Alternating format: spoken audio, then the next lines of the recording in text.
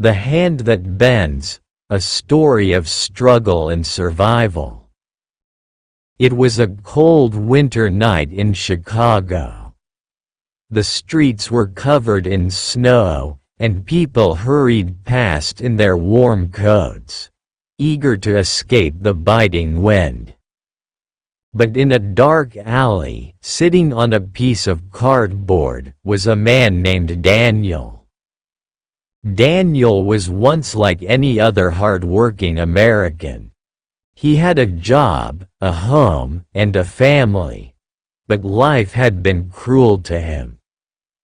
A series of unfortunate events, a company layoff, medical bills for his sick wife, and then losing his home, had left him on the streets.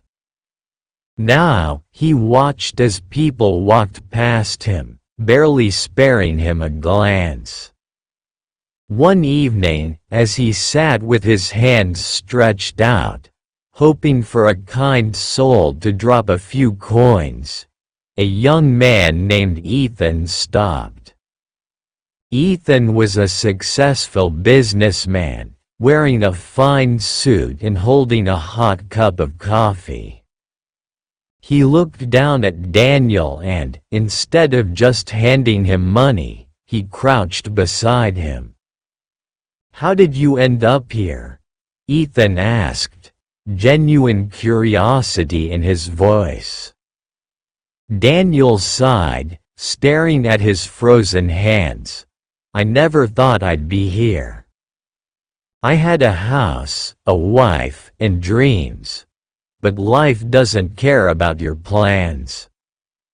When my wife fell sick, I spent everything on her treatment, then I lost my job. Soon after, I lost her too. One day, I was a respected man. The next, I was invisible." Ethan listened carefully and then did something unexpected. He held up his hand and spread his fingers. "Do you see this?" he asked. Daniel looked, puzzled. "Your hand?" "Yes," Ethan nodded. "Each finger is different in length, just like people in life. Some are rich, some are poor. Some are strong, some are weak, but watch this." He slowly curled his fingers into a fist. "When we bend, they all stand equal." Daniel frowned, unsure of the lesson. "In life, we think strength means standing tall alone," Ethan explained. "But real strength is knowing when to bend, when to accept help, when to change, and when to keep going despite everything. You're not weak, Daniel. You just need to adapt and find a way forward." Daniel felt something shift inside him. For the first time in years, someone didn't just see him as a homeless man. He saw him as a human being. Ethan didn't just leave Daniel with words. He offered him a job at his company's warehouse, a small step to rebuilding his life. It wasn't easy. Daniel had to work harder than ever, fighting against his past, his doubts, and society's judgment. But he remembered Ethan's words every day.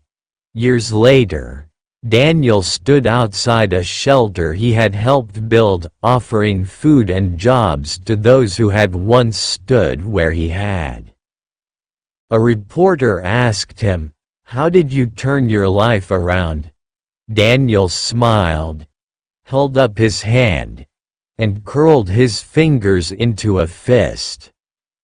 "By learning when to stand tall and when to bend." Moral of the story: life isn't about never falling. It's about learning to rise again. True strength comes not from standing alone but from adapting, accepting help, and moving forward despite the odds.